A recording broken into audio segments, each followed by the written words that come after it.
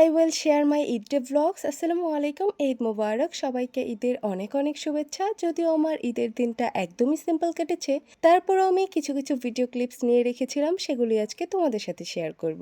ভিডিওটা আমি চাঁদ রাত থেকেই শুরু করেছিলাম। আমি আর বাবাই হচ্ছে রাত 12টা পর্যন্ত বসে বসে মেহেদি পড়েছি। আর এটা যেহেতু কোরবানির ঈদ, আমি বাবাইয়ের হাতে সুন্দর করে একটা গরু আঁকিয়ে দিয়েছিলাম, আর বাবাই সেটা দেখে তো খুবই খুশি হয়েছিল।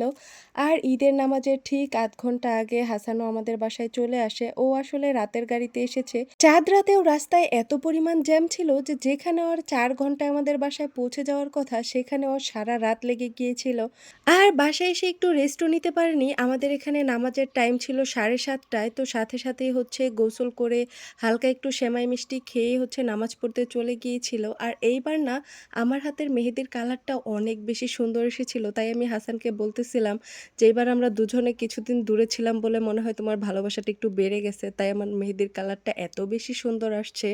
তো নামাজ পড়ে বাসায় আসার পরই হচ্ছে সবাই মিলে একসাথে বসে খাওয়া দাওয়া করি। তারপর আমার বাবা আর হাসান লম্বা একটা ঘুম দেয়, একদম 3-4 ঘন্টার।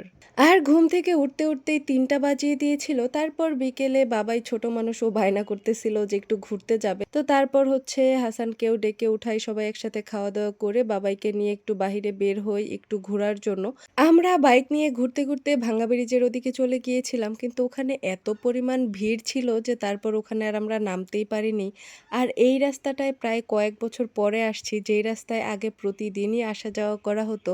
এখন প্রায় মনে হয় 3-4 বছর পরে এই রাস্তায় আসলাম। ঈদের দিন আমাদের ঘোরাঘুরি বলতে 1-1.5 ঘন্টা আমরা বাইক নিয়ে এদিকে সেদিকে ঘুরেছি, এতটুকুই। তো তারপর বাসায় চলে আসি, আর এখানে এসে হচ্ছে আম্মু লিচু খেতে দেয়, সেটাই আমরা বসে বসে হচ্ছে সবাই মিলে লিচু খাচ্ছিলাম। আর তারপর আমার আম্মু আমাকে এত বড় একটা কুরবানির হাড্ডি দেয়, যেটা খেতে বেশ ভালোই ছিল, কিন্তু এটা আমি প্রায় আধা ঘন্টা ভরে বসে বসে খেয়েছি। আর আমার মতো আমার আব্বুও ঈদের সময় হাতে একটু মেহেদি দিতে পছন্দ করে, তো আমি ঈদের আগের দিন দিয়ে দিতে পারিনি, তাই আমি ঈদের দিন রাতে বসে বসে আব্বু ঘুমিয়ে যাওয়ার পর হাতে একটু মেহেদি দিয়েছি। আর আমার আব্বু হাত এমন কুঁচকিয়ে রেখেছে যে মেহেদিটা প্রায় নষ্টই হয়ে যাচ্ছিল, তাই আমার বাবাই দেখে সেটা হাসতেছিল।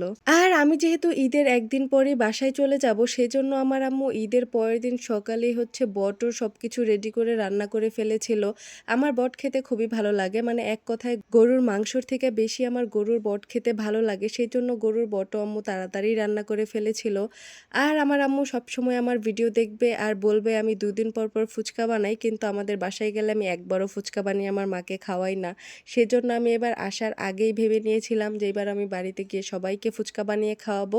সেম ঈদের পরের দিন হচ্ছে দুপুরের পরে আমি ফুচকা বানিয়েছিলাম। আমার 2টা চাচাতো ভাই ছিল বাসায়, আমার খালা ছিল, খালাতো বোন ছিল, তাই আমি সবার জন্য হচ্ছে বেশি করে ফুচকা বানিয়েছিলাম। আর আমার বাবাইকে দেখো, এখানে সে হচ্ছে ফুচকার ভিতরে কোনো ভর্তাও নিবে না, টকও নিবে না, সে হচ্ছে শুধু ডিম দিয়ে তারপর ফুচকা খাবে। তো সবাই এভাবে হচ্ছে মজা করে ফুচকা খাচ্ছিল, যেটা দেখে আমার খুবই ভালো লাগতেছিল। আর সবাই প্রশংসাও করতেছিল যে দোকানের ফুচকার থেকে তো বাসায় বানানো ফুচকাই বেশি ভালো হয়। আসলে এটা সত্যি। আর দোকানের ফুচকা খেয়ে পোষায়ও না ভাই, ওই 70 টাকা 80 টাকা দিয়ে 1 প্লেট ফুচকা, ওটাতে কিছুই হয় না। আমার আব্বু কখনোই ফুচকা খায় না, কিন্তু আমি বানিয়েছিলাম বলে আব্বু 3-4টা ফুচকা খেয়েছিল। ঈদের দুদিন আমার এভাবেই একদম সিম্পল ভাবেই কেটে গিয়েছিল। তো আজকের ভিডিওটা এখানেই শেষ করছি, দেখা হবে তোমাদের সাথে নেক্সট কোনো ভিডিওতে। আল্লাহ হাফেজ।